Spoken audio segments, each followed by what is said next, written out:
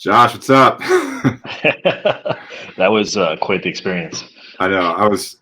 I'm really excited about this year. But yeah, welcome everyone. This is our first episode of the Colorado Kayak Fishing Club podcast this year.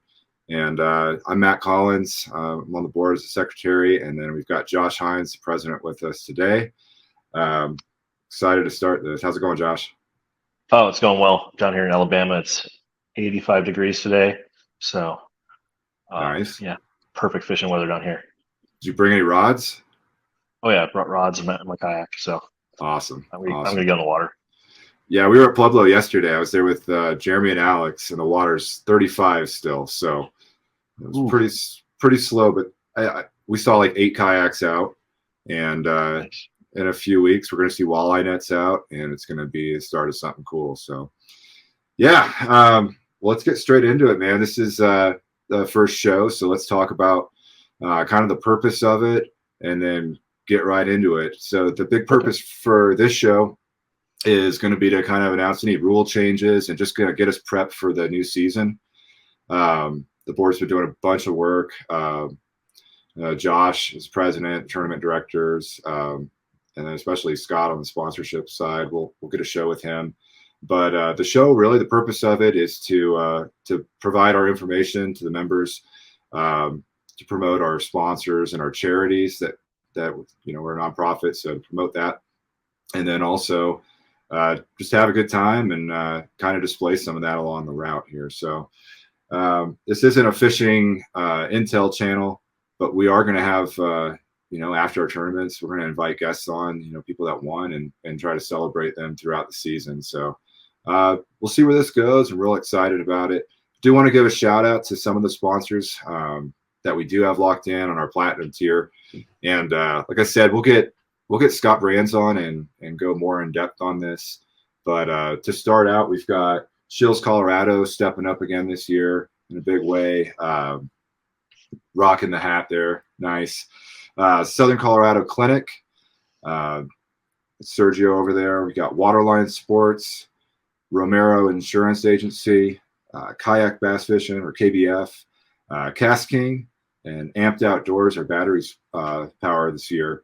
And we got a big announcement coming pretty soon, probably in the next week here, that we're going to announce. It's going to be a pretty huge announcement for the club. I know we're really excited about it. Yeah. So getting straight into it, I just figure you're the president. I'll let you have the stage, and anything you want to talk about, you can. We've got the schedule below on the bottom on the ticker, so you can always find that, on any of our social media pages or our website. But it'll be scrolling down there throughout the show. So the stage is yours, Josh. Okay. Yeah, I just want to say thanks, Scott Brands, bringing all the sponsors on board. He's been crushing it, so doing a bunch of great work. Appreciate all the sponsors this year. Going forward, we got obviously John Martin coming up in April, and then shortly after that is the All-American Kayak Classic. Matt Arledge actually just posted the link to Tourney X, so for all the people that qualified and are going, you guys have the opportunity to go ahead and sign up on there now. On that note, we got shirts in, so if those anglers that are going to AAKC want to represent the club, we got the shirts in, so they can pick those up at John Martin, or there we go.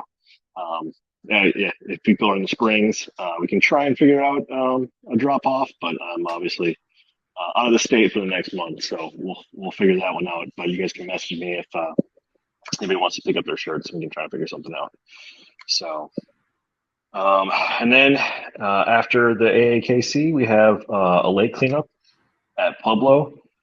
The water's back up, which means it'll be a little bit harder to get all the trash. I think when there's low water, there's all kinds of trash and lures, and I find Smithwicks every time I go wander the shore. So if anybody's looking for those, they're probably up in the rocks. But that'll be May 6th. And I'm kind of just sponsoring that one myself, so I'm paying for 2 tournament entries. So people that participate bring a bag of trash, and I'm going to give away an entry into Pueblo Bass and an entry into Pueblo Multi, and then I'll give everybody lunch and bottled water. So hopefully we can get a good turnout there and help clean up the lake. Obviously, CKFC is all about giving back, so we see people out there and just make the lake a better place. It's I awesome. think that's all the notes I've got. Awesome. Yeah. Next thing I wanted to talk about. You mentioned Truman there. We got a big team going to Truman for the AAKC All American Classic.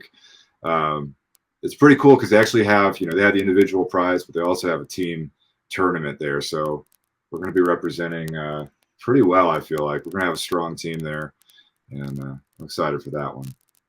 Hopefully, the Iowa Missouri teams are hard to beat there. It's their home water, and they always seem to do well. So yeah, it's their stomping grounds. we're throwing some big sticks at them. So That's right. No slight to the multi crew, but my money's on the Bass crew for sure.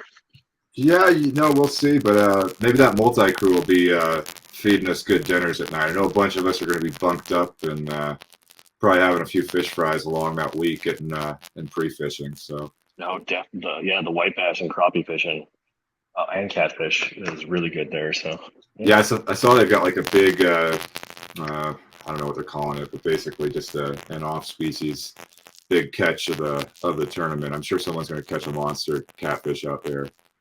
Oh yeah, I lost a couple spinner baits last time I was there to catfish. So that's awesome. Cool. Well, next thing I wanted to speak about real quick, since this is the first episode, is just our charity that we're going with for this season. Last year, we donated $7,500, which was awesome. It was our 10-year anniversary, and to see where the club came, I think they had like $750 or around that, and they wanted to do that 10 times. So, and they did, which was awesome.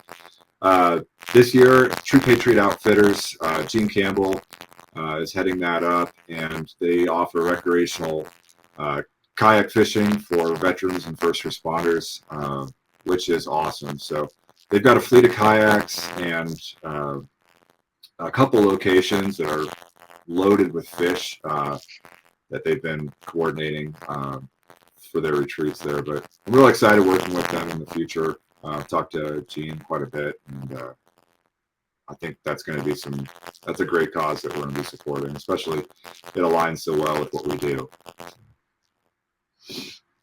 And then the next thing we want to talk about, the main theme of the show, let's get into it, is the rules, any changes for this year, any changes that we didn't make, and then just kind of moving forward. We'll go over some examples. I was a rookie last year, and I think I made about every mistake you could in the Pueblo tournaments. So we can just showcase basically all my denied pictures or deductions. Yeah, I'll let you edit up, Josh. Perfect. Perfect. So I guess we'll just start with the rules changes then. So going forward this year, I guess the biggest rule change is the measuring board. Hog troughs are no longer allowed. It is only catch boards. We've not quite gone as far as Hobie with only metal boards, so we still do allow the catch X plastic board or the catch metal boards as well. So, but that 100% has to be a catch board. Those are only measuring boards that we allow this year. If people need extras, we sometimes have extras at tournaments. We can discuss that. I know I have an extra one that I always bring with me.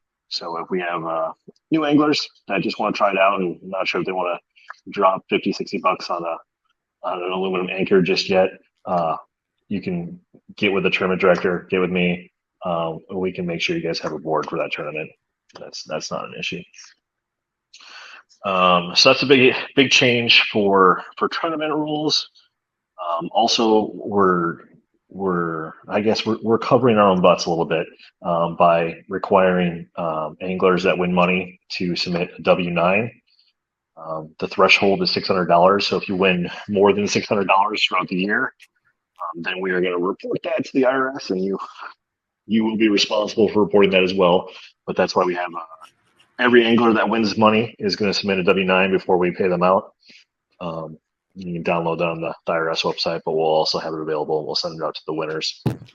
So that goes for first through third, as well as big bass. So anybody that wins money, you're going to have to send in a W-9 before you get paid out.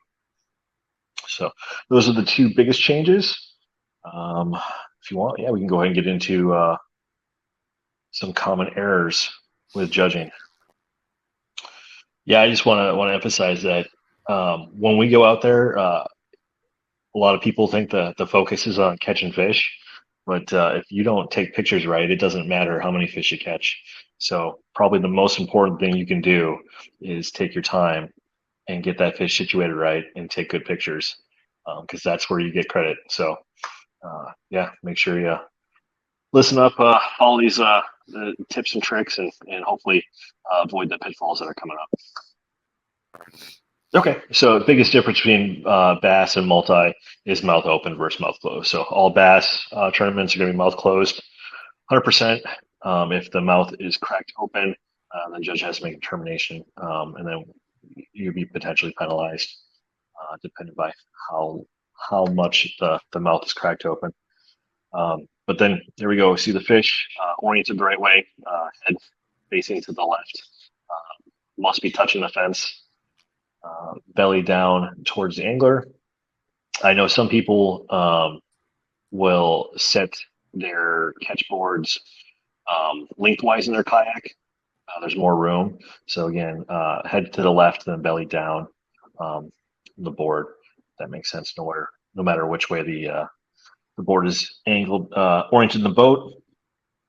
Then I think one of the things that causes people a lot of confusion is we don't allow hands underneath the gills, but you can place your hand over the gills. The only caveat there is make sure that you're not covering the eyes. If we can't see the eye, we can't determine that the fish is alive. Though dead fish have a certain look to them, we can usually tell. But if we can't see the eye, then we have to DQ that fish. Then going down, pinch tail, swept tail, whatever you guys want to do. We don't care. You can play with the tail as much as you want to try to squeak out another quarter inch. Note though is try to get that tail to rest on a line if you can.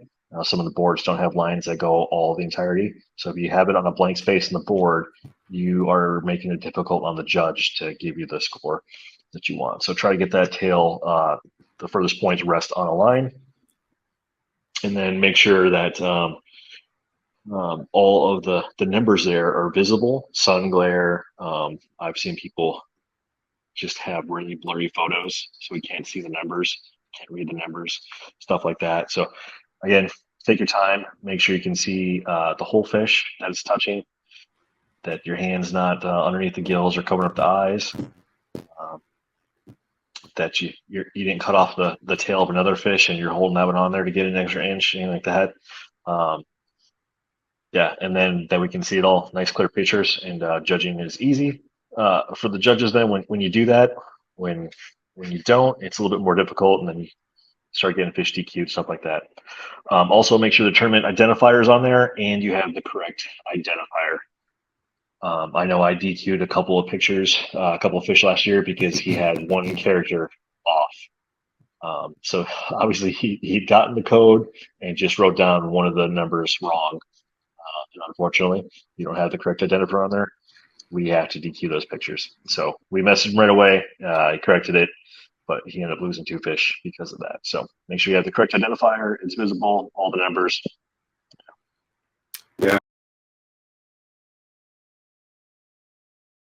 All right, cool. So yeah, what we're looking at here, mouth not touching the fence. This just kind of shows Tourney X ability for the judging. One of the features it has is it does zoom in for the judges. So when we look here at the zoomed in version, you can tell the mouth's not touching the fence. Probably completely unintentional. These fish like to move around. So take several pictures and just make sure that that they are, that they're all, every aspect of that is within the parameters of the rules there. So one technique to talk about before I reset for the technical difficulties here is just kind of Tourney X and the features that it has. So you'll have to have your location on for your camera. And that'll give us 2 things. It'll give us your GPS location that lets us know, hey, you're actually fishing on this lake. And you didn't catch this 26-inch bass in Florida. And then it also lets us know that you caught it within the time limit of the tournament. So if the time limit of the tournament's 1:59 and 59 seconds, if we'll see that timestamp for 2 hours or for 2 o'clock, and it would say, hey, that was outside of the parameters of the tournament. So just follow those rules, and I'll let you go over the next one here. Okay. All right. So this picture, with some of the metal catch boards, it can just be super tough. I think the most common or the most popular color amongst judges is the blue one. So if people are going to buy a new one, the blue one is great. But those metal ones, even sometimes the plastic ones, can just get all kinds of sun glare. So you see this picture? Yeah, the fish is touching. It's all the right way, but we can't see any of the numbers because of sun glare. So, like Matt said, take a bunch of pictures. That can help. And if sun glare is a problem, that may be just positioning your arm, try to block out the sun, or you may have to turn your boat to try to get a better angle so that you don't have that sun glare on there. But yeah, we have to be able to see the numbers where the fish is touching for us to judge it. Yep, absolutely. Cool. The next one up is this is one of mine. I said we'd have plenty of mine in here. So this fish, as you could tell, there's a gap on, like you alluded to, with some of these catch boards. So I was like, hey, that looks like, I think 15 and a quarter or a half or whatever. The judges are not allowed to assume your length. So they're gonna judge off of where the tail crossed a line. So if there's a gap in the line, you can move that tail like we talked about. So just slide that tail up to where it actually touches the line. But yeah, I lost a 1/4 inch on that one. So. Yep, just make it easy on the judges, and they'll make it easier on you guys. Yep, and then I've got an example of an open mouth here, and it could literally be, it just took a breath during that picture. Take lots of pictures and verify before you submit. It's the smallies are tough because they always want to open their mouth, but it's also when you're trying to get that extra 1/4 inch and you're trying to ease up on them a little bit, and then they pop their mouth open. So make sure you have good pressure on them if they want to keep their mouths open. Yep, absolutely. And then this is a good example. It's got an eye covered on this one. One of the big signs for mortality in a fish is in the eyes. So we're going to see that the fish is dead. Unfortunately, that's one of the things we got to look at. You can have, like you said, you can have your hand over the gill plate on the top of it, resting on it, but you can't be like slid under the. That's an example of cover. Just an honest mistake. And then on top of covering the eyes, if we can't see the eye, so I had a big walleye somebody submitted. I think it was one of their first tournaments too, and they took the picture basically from like the belly side, looking at the fish, and you couldn't see the eye from that angle. I felt awful, but yeah, if we can't see the eye because it's covered, or just angle the picture, then we got to DQ it. Yep, absolutely. I think we've covered all of them. Let's see. Actually, did I have one more in here? I had a slideshow that had another one. So it's not this one, but the only other example I had, which was kind of just a fun picture, was Jeremy Pierce's giant pike that he caught last year.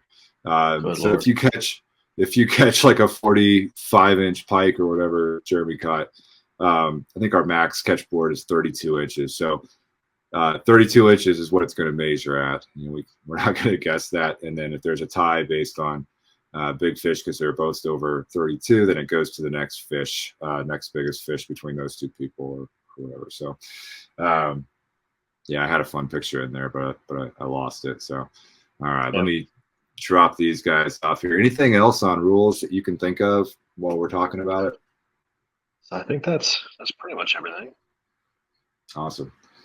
Well, that's about all we got for today. I wanted to talk about just on the outro of here, kind of what we got coming up from the season for the podcast, different ideas we have. And hey, if you're a member of the podcast or a member of the club and you've got an idea for it, or you want to come on, just hit me up, and I'll entertain any ideas right now, and we'll talk to the board and get it going. But some of the things we're going to talk about this year are definitely going to have a sponsorship show with Scott. He's been working his tail off. We have some really cool sponsors, which is going to translate into a lot more for the club. I know everyone's anticipating that member discount code link coming up when they sign up. So we'll have that to you here shortly. We're just finalizing a couple things this week, it looks like. So we'll have a sponsorship show. We're gonna do some tournament coverage. There's gonna be a big group of us out at Truman. So we might put together a show out there, just kind of having fun together, and keep that as friendly as possible with everyone out there. I want to get the founders on for a show and just talk to Johnny and Dave about kind of where this came from 10 years ago and where it is now, how they feel about everything. This club's come a long way, and I definitely want to hear from those guys. Probably get Gene on from True Patriot Outfitters, talk about the charity we're doing this year. And then kayak safety. Last year, guys, can't emphasize this enough. Last year, I think, was the most fatalities on the water in Colorado. So many were completely avoidable. So I'm going to try to start reaching out, whether it's a park ranger or someone that's dealt with some of these situations on the water. We have safety protocols for the club that are requirements to go out on the water, 360 life. You have to wear your life jacket at all times. Those things are going to stand, but guys, even if you're just going out and pre-fishing, please, be smart out there. The wind picks up out of nowhere in a lot of these places. So as many people as Colorado lost last year, don't want to see that. We want to see the numbers go down because the information's out there, but we're going to keep pushing it out. And beyond that, all I have is, hey, if you're not a member, it's easy to sign up. You can go to our Facebook. You can go to our website. Attorney X also has all of our tournaments, or we'll have the rest of our tournaments up here shortly.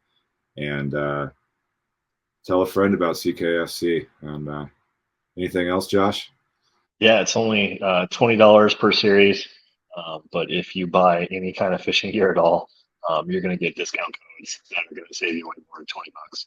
So the membership with our club pays for itself, and that membership money goes towards a charity. So it helps us run the club, run tournaments, and then half that money goes towards a charity. So doing a good thing, help out the club, and save yourself some money. So heck, even if you don't fish tournaments, it's still probably worth it to come buy a membership. Yep, absolutely. Well, hey man, have fun in Alabama. Send us pictures of the largemouth there that we'll be missing here. You're probably in the spawn right now, so. Oh yeah. So, well, hey man, enjoy it. You timed this trip perfectly, it looks like. And are you heading up to All-American as well? I am not. So unfortunately, I'm going to pre-fish the heck out of John Martin for a week. Just nice. To prove that 2 years ago wasn't a fluke. So. Yeah, I was talking to Jeremy. I think we might go down there just for a crappie trip here in a couple weeks. The crappie bite there is great, especially in the spring. So yeah, yeah. Hey, we might get a fish ride going before the John Martin tournament too. So that'd be awesome. Well, cool, man. Great chatting with you. Have fun. Stay safe down there. And for everyone listening, stay safe, and we'll see you on the water.